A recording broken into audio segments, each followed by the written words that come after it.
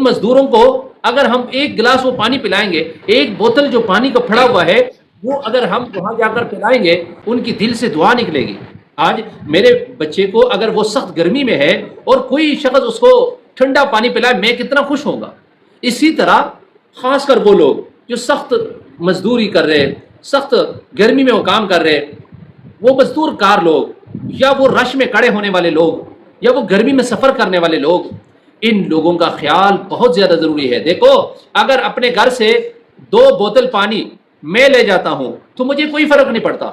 میرے گھر میں بہت سارے بوتل اس طرح پڑے ہوں گے، ٹھنڈے پانی کا انتظام ہوگا، مجھے فرق نہیں پڑتا۔ لیکن وہ مزدور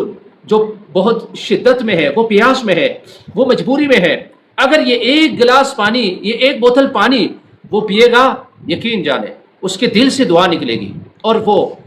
دل سے ہمیں یاد کرے گا، اور اس پر اللہ تبارک و تعالی